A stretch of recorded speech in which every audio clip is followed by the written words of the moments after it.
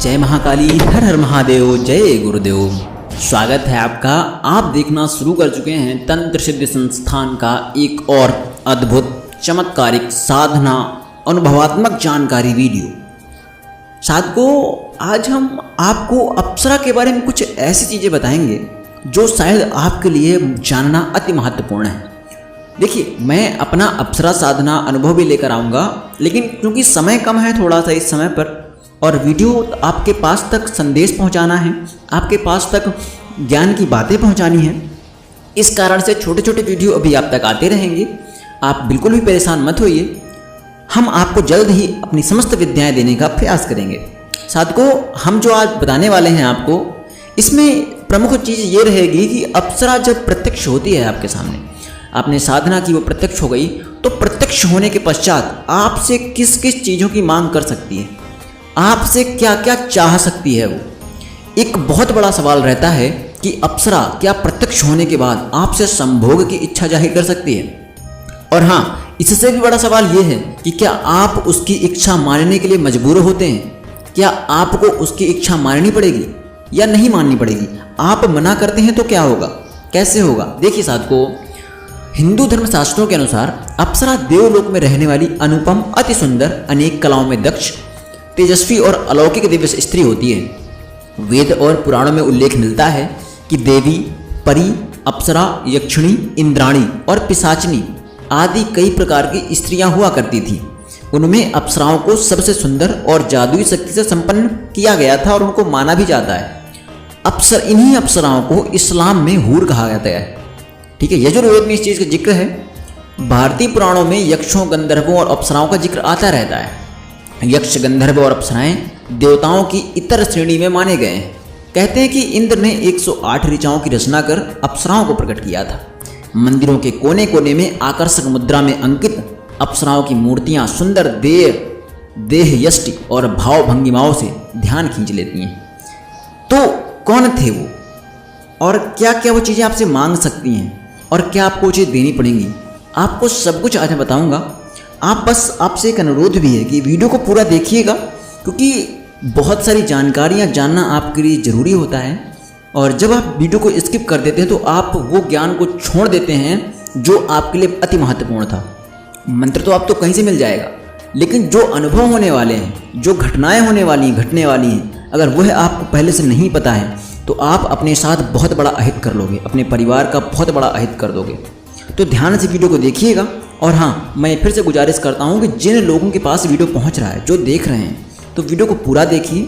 अगर आपने चैनल को सब्सक्राइब नहीं किया है तो कर दीजिए और शेयर कीजिए। जो इस तरह की चीज़ों को, इस तरह की जानकारी को जानना चाहते हैं, उनके पास तक पहुँचाइए, क्योंकि ज्ञान ना बांटने से बढ़ता है। अगर आप पहुँचाएंगे तो आपको भी ज्ञान की अनुभूति होगी, आप सब कुछ जान पाएंगे आसानी से। बाकी मैं तो बैठा ही हूँ। और हाँ, अगर आप सब्सक्राइब करते हैं, नोटिफिकेशन बेल को ऑन करते हैं, इससे मेरी हर वीडियो आपके पास तक पहले पहुंच जाएगी। इसलिए आपसे निवेदन है, वैसे मैं बोलता नहीं हूँ लेकिन मैं बोल रहा हूँ, ठीक है, ऐसा आप कर दीजिएगा। अब हम चलते हैं आज के टॉपिक की ओर। देखिए साधकों, ऐसा होता है कि जब आप अप्सरा की सिद्धि कर रहे होते हैं तो इसका इनडायरेक्टली मतलब ये होता है, यह निकलता है कि उद्देश्य आपका क्या होता है कि आप उसको गुलाम बनाएं। ठीक है, आपके इशारों पर वो नाचे। ठीक है, अब नॉर्मली देखिए, अगर किसी व्यक्ति को अगर आप अपने इशारों पर नचाएंगे तो क्या वह व्यक्ति आपसे खुश रहेगा।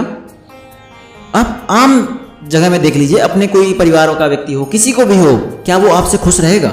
आप अपने ऊपर देखिए, क्या आपको अगर कोई गुलाम बनाएगा तो क्या आप खुश रहेंगे, नहीं रहेंगे। यथावत सेम उसी तरह है, जब आप अप्सरा को सिद्ध कर रहे होते हैं तो उसके मन में भी यही होता है, क्योंकि आप उसको क्या कर रहे हैं, बंदी बनाने के लिए सिद्ध कर रहे हैं कि वो आपके इशारों पर नाचे। वह आपकी साधना भंग करने का पूर्ण प्रयास करती है। मैं इसीलिए बोलता हूँ कि साधना के पहले वो आती हैं। ठीक है, तो वो आती है और आपका साधना भंग करने का प्रयास करती है, खंडन करती है। जब जब आप साधना करने के लिए बैठोगे, ठीक है, तब तक वो आपको खंडन करने आएगी, ताकि आप कुछ गलती करो और गलती जैसे ही करो वैसे आप समाप्त, वो मुक्त। ठीक है, देखिए, साधना को खंडित करने का सबसे बड़ा जो हथियार होता है वह है अशुद्धता, तमस अशुद्धता। अप्सरा साधना जो होती है रजोगुणी होती है। ठीक है, रज सत्व तमस, ठीक है, रजस गुण होता है ना, रजत सत्व तमस, ठीक है, ये गुण होते हैं। रजोगुणी साधना है ये, और इसमें वो तुरंत मिश्रण करती है तमस का।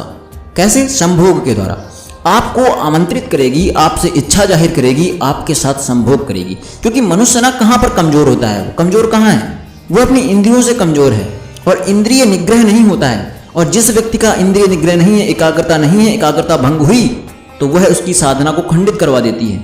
खुद तो मुक्त होगी ही होगी, साथ में आपको इतनी दरिद्रता, इतना सब कुछ देकर जाएगी कि आप कभी जीवन भर सबल नहीं हो पाएंगे, आप कहीं ना कहीं से टूट ही जाएंगे।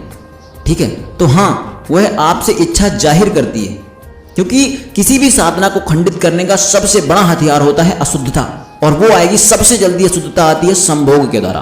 क्योंकि रजस में जब तमस का मिश्रण हो जाता है तो मान लो अशुद्धता का पराकाष्ठा हो गई। देखो, मैं हर बार साधना में बताता हूं कि शुरुआत में ही आकर के शक्ति आपको प्रलोभन देती है। ठीक है, कि जब सिद्धि आप कर रहे हो, मान लो चरम सीमा पर सिद्धि हो, तो उसके पहले वो प्रकट होकर आपके सामने आती है अनुभव देने। ठीक है, आपके कंधे पर सिर रखेगी, अपने गुप्तांग दिखा सकती है, और बहुत ही मनमोहक दृश्य में भी चल सकती है। शाम दाम दंड भेद चारों प्रकार की चीजें अपनाती है वो, आपको डराएगी, धमकाएगी, प्यार दिखाएगी, किसी न किसी तरह से आपको साधना से हटाना चाहती है। आपके पास बैठकर आपसे ये सी बातें करेगी कि अब हे साधक, अब क्यों जाप कर रहे हो, मैं तो प्रत्यक्ष हो गई हूँ ना, मैं अब तुम्हारी हो गई हूँ। ऐसी ऐसी बातों में आपको उलझाएगी। मैं हर बार बताता हूँ कि जब तक जप माला जप पूरा ना हो जाए तब तक जप नीचे नहीं करना है, मतलब माला नीचे नहीं रखनी है, तब तक हैंड्स डाउन नहीं करना है। मान लो वहां पर उसका प्रलोभन फेल हो गया, वो अब नहीं कर पाई कुछ, ठीक है, लेकिन अब उसके पास दूसरा रास्ता है कि जैसे ही आप सिद्ध किया, आपने जब कंप्लीट किया, उसको भोग दिया, सब कुछ हुआ, दूसरा रास्ता अपनाती है जो सबसे सरल है, संभोग मार्ग। तुरंत आपसे बोलेगी कि हे साधक, अब हम आपके साथ संभोग करना चाहते हैं।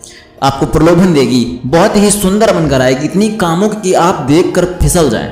ठीक है, लेकिन मैं बता दूं आपको, फिसलना नहीं है।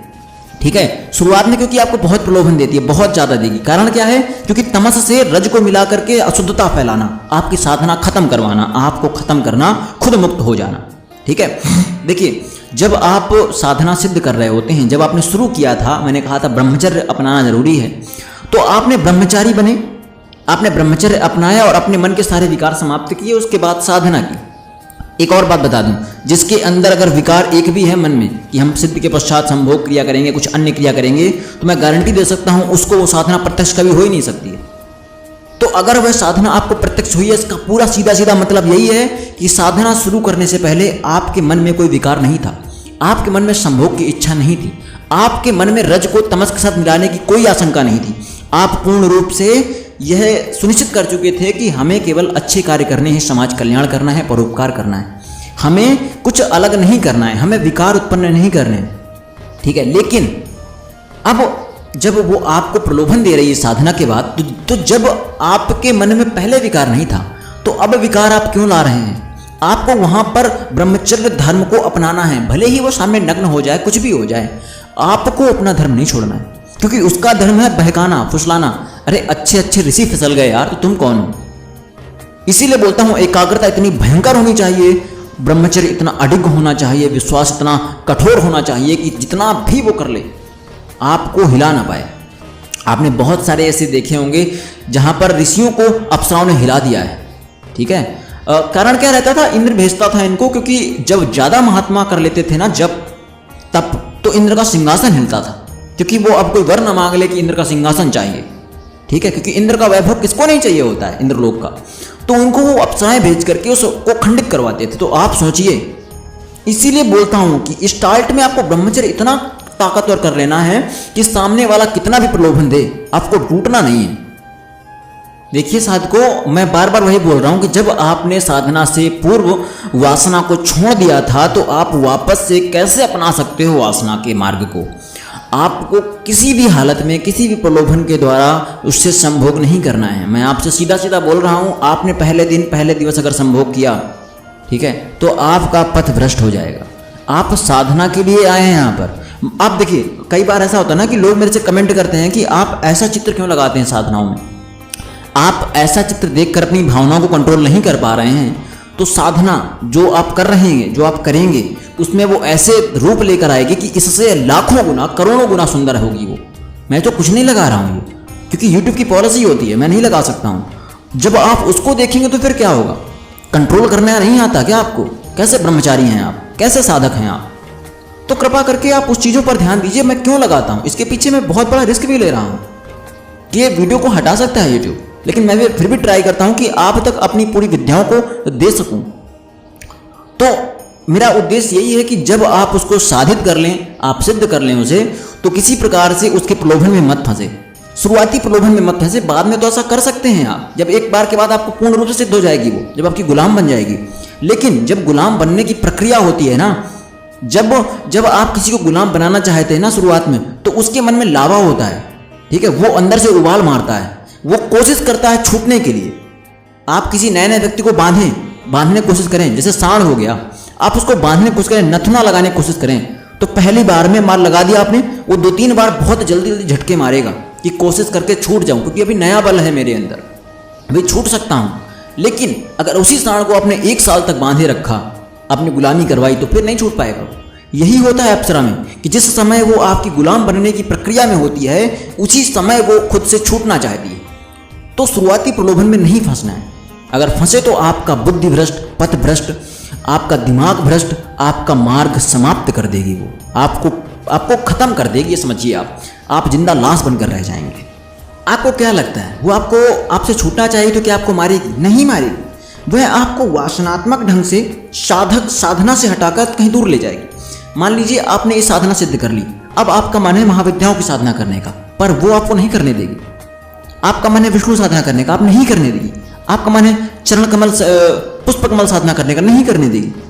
आपका मन है कि काली की कोई प्रत्यक्ष साधना करें, नहीं करने देगी। कारण क्या है? क्योंकि उसका उद्देश्य क्या है? आप उसको गुलाम बनाए हुए हो कि आपको वो कोई काम सही से करने देगी? नहीं करने देगी।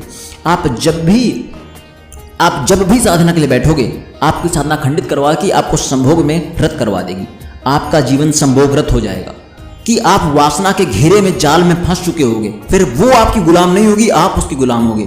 जब चाहेगी तब संभोग करेगी, आपका जीवन खत्म कर देगी। और आपको क्या लगता है कि आप अप्सराओं से संभोग कर सकते हैं? अगर आपने कोशिश की, देखिए जब तक अप्सरा नहीं चाहिए तब तक आप नहीं कर सकते। कारण क्या है? कारण यह है कि उसका वेग नहीं झेल पाओगे आप, उसका तेज नहीं झेल पाओगे आप। आपको क्या लगता है यार कि आप इंसान हो और इंसान किसी अप्सरा का वेग झेल सकता है? अगर आपको ये लगता है ना कि झेल सकता है, तो मैं माफ करिएगा, अब बहुत ही खतरनाक चीज हो सकती है। इसीलिए वो आपको उत्साहित करती कि किसी न प्रकार से आप आइए।